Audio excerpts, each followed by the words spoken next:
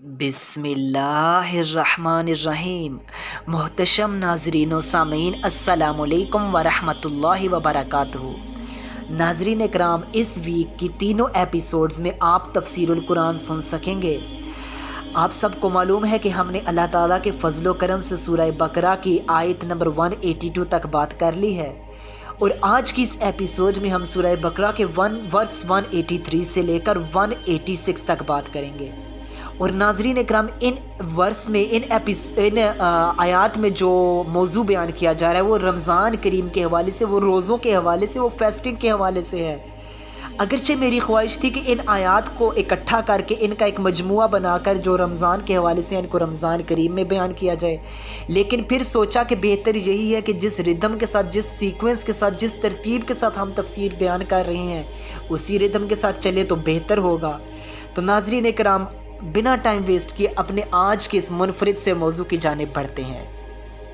ناظرین اکرام، بات کی جائے آیت نمبر 183 کی تفسیر پر، اس کی ایکسپلینیشن پر۔ ناظرین اکرام، جہاں آپ غور کرتے ہیں اور اس کے علاوہ قرآن کریم کی دیگر کئی مقامات پر آپ غور کریں کہ جدھر بھی رمضان کا لفظ، جدھر بھی روزے کے بارے میں بیان کیا جا رہا ہو تو اس کے لیے لفظ صوم یا صیام کا مصدر استعمال ہوا ہے، جس کے معنی ہے اپنے آپ کو کھانے پینے، اپنے آپ کو غروب صبح صادق سے لے کر غروب آفتاب تک کھانے پینے، دیگر برے کاموں اور اس کے علاوہ اپنی بیوی، اپنی وائف سے سیکشول ریلیشن شپ قائم کرنے سے اللہ تعالیٰ کی رضا کے لیے روکے رکھنا۔ ناظرین کرام، آپ جانتے ہیں کہ روزہ ایک ایسی عبادت ہے جو نفس کی طہارت اور تزکیہ کے لیے بہت اہم ہے۔ ناظرین اکرام، اگر ہم فاسٹنگ کے، اگر ہم روزوں کے بیک گراؤنڈ کی طرف دیکھتے ہیں، اس کا پس منظر دیکھتے ہیں، تو آپ کو معلوم ہوگا کہ روزہ ایک بہت ہی قدیم عبادت ہے جو حضرت آدم علیہ السلام سے لے کر آگے بھی کئی امتوں میں کسی نہ کسی صورت میں رائج رہی ہے۔ ہاں، ان کے جو روزوں کے ایام ہوتے تھے اور ان کے جو ایک ٹائم پیریڈ ہوتا تھا، جو ٹائم سپین ہوتا تھا، وہ ڈیفرنٹ ہوتا تھا ہم سے، لیکن کسی نہ کسی صورت میں روزوں کا کنسیپٹ ہر امت میں رہا ہے۔ آج بھی آپ دیکھ لیں، اگر آپ ابراہمک ریلیجنز کی اسٹڈی کرتے ہیں تو آپ دیکھتے ہیں کہ کرسچینٹی میں بھی روزے کا تصور پایا جاتا ہے،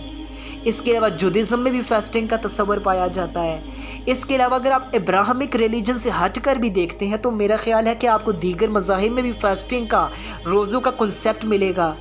آپ بدھزم کی اسٹڈی کریں تو بدھزم میں بھی کسی نہ کسی صورت میں تو فاسٹنگ کا کنسیپٹ پایا جائے گا۔ اس کے علاوہ ہندوازم میں بھی آپ دیکھیں تو ادھر بھی فاسٹنگ کا کنسیپٹ پایا جائے گا۔ تو لہٰذا معلوم ہوا کہ روزہ ایک ایسی عبادت ہے جو بہت قدیم عبادت ہے، جو حضرت آدم علیہ السلام کے وقت سے ہی کسی نہ کسی صورت میں چلی آ رہی ہے۔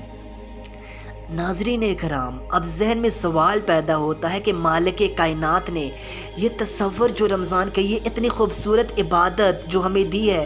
اس کا آخر مقصد بھی کوئی ہوگا؟ تو قرآن کریم سے اگر پوچھیں اس کا مقصد، تو اسی آیت میں اللہ تعالیٰ نے روزوں کا مقصد بھی بیان فرمایا ہے کہ اس کا سب سے بڑا مقصد تقویٰ کا حصول ہے، اور تقویٰ انسان کے اخلاق و کردار کے سنوارنے میں بنیادی کردار ادا کرتا ہے، بہت امپورٹنٹ رول پلے کرتا ہے۔ ناظرین اکرام، اب ذہن میں یہ سوال پیدا ہوتا ہے کہ روزہ اتنی عظیم، اتنی قدیم عبادت ہے، اتنی پیاری عبادت ہے، تو آخر کوئی شخص ایسا ہو جو روزہ نہ رکھ سکے؟ آخر ظاہر ہے انسانی جسم میں، انسان کی قوت میں، انسان کے مختلف ڈیزیزز نے، بیماریوں نے بھی گھیر رکھا ہوتا ہے، تو ایسی صورت میں انسان اگر روزہ نہ رکھ پائے تو کیا کرے؟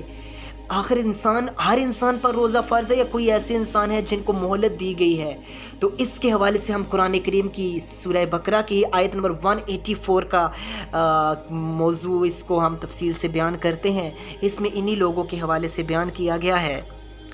ناظرین اکرام، آیت نمبر 184 میں بیان کیا گیا ہے کہ روزہ ایک ایسی عبادت ہے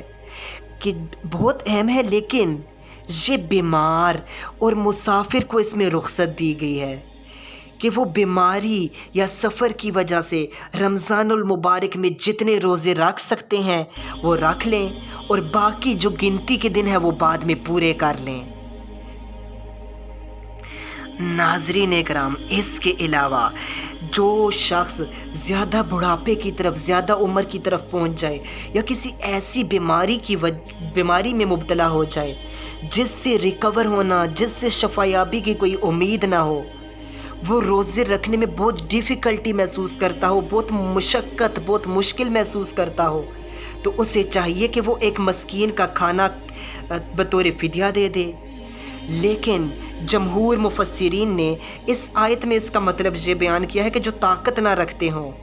جس کا مطلب یہ ہے کہ ابتدائی اسلام میں روزے کی عادت نہ ہونے کی وجہ سے طاقت نہ رکھنے والوں کو رخصت دی گئی تھی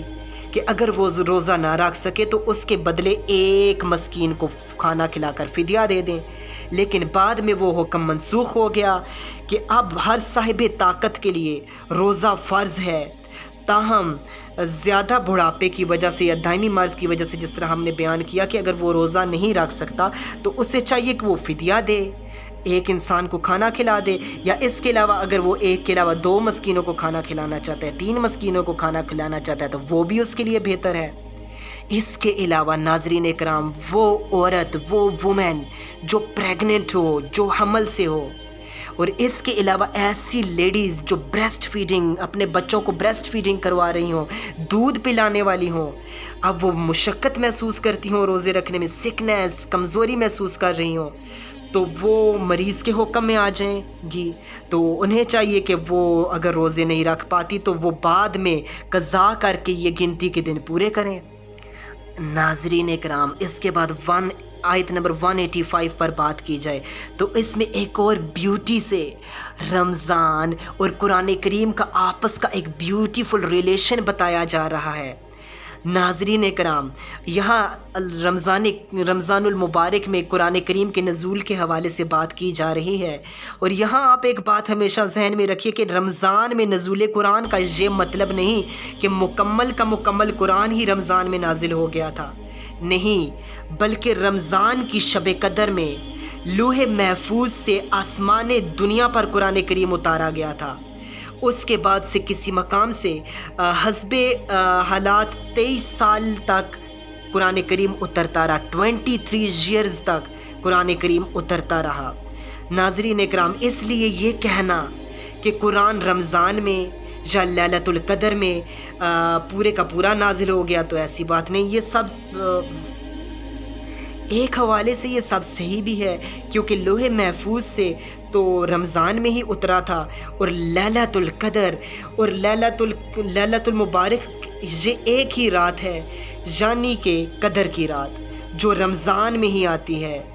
بعض کے نزدیک اس کا مفہوم یہ ہے کہ رمضان میں قرآن کریم کا جو نزول ہے اس کا آغاز ہوا، اور پہلی وحی رمضان کریم میں ہوئی تھی۔ پہلی وحی کا آغاز اکثر علماء کے نزدیک رمضان المبارک میں ہوا، جب حضور غار حرا میں تھے اس دوران پہلی وحی کا نزول ہوا۔ اس اعتبار سے قرآن کریم اور رمضان المبارک کا آپس میں نہایت ہی گہرا تعلق ہے۔ اسی وجہ سے آپ جانتے ہیں کہ حضور نبی رحمت صلی اللہ علیہ وسلم اس ماہ مبارک میں حضرت جبریل علیہ السلام جو کہ ایک فرشتے ہیں، ان سے قرآن کریم کا دور کیا کرتے تھے۔ اور اس کے علاوہ جس سال حضور علیہ السلام کی وفات، جس سال حضور علیہ السلام کا وصال ظاہری ہوا، آپ نے رمضان المبارک میں جبریل علیہ السلام کے ساتھ 2 مرتبہ دورہ قرآن کیا۔ اس کے علاوہ حضور علیہ السلام نے صحابہ کرام کو قیام اللیل بھی کرایا، جنہیں آج ہم تراویح کے نام سے جانتے ہیں۔ ناظرین کرام، اگر بات کی جائے 186 پر تو اس پر ایک اور بیوٹیفل چیز بیان کی جا رہی ہے۔ رمضان المبارک کے احکام و مسائل کے درمیان ہی جہاں دعا کا مسئلہ بیان کیا جا رہا ہے کہ یہ واضح کر دیا گیا کہ رمضان المبارک میں دعا بھی بڑی فضیلت رکھتی ہے، جس کا خوب اہتمام کرنا چاہیے۔ خصوصاً آپ جانتے ہیں کہ افطاری کا وقت ایسا وقت ہوتا ہے جس میں دعا کی قبولیت کا خاص وقت ہے یہ۔ ناظرین کرام، تاہم قبولیت دعا کے لیے ضروری ہے کہ انسان کچھ آداب و شرائط کو ملحوظ رکھے۔ اس کا اللہ تعالیٰ پر توکل یقین، اس کا کامل یقین ہونا چاہیے کہ وہ اپنے مالک سے جو دعا کر رہا ہے اس کی دعا رد ہوگی نہیں، اس کا مالک اس کو نوازے گا، اس کی اس دعا کو قبول کرے گا۔ تو اللہ تعالیٰ افطار کے وقت کی گئی دعاؤں کو قبول فرماتے ہیں۔ اللہ اکبر۔ اللہ تعالیٰ سے دعا ہے کہ اللہ تعالیٰ ہم سب کو شریعت کے احکام کو سیکھنے کی، ان پر عمل کرنے کی، ان کو دوسروں تک پہنچانے کی توفیق عطا فرمائے۔ آج تک اپنے موضوع کو یہیں تک رکھتے ہیں۔ نیکسٹ رمضان کی 1-2 آیات باقی ہیں جن پر ہم اگلی ایپیسوڈ میں بات کر لیں گے۔ تب تک کے لیے اللہ حافظ۔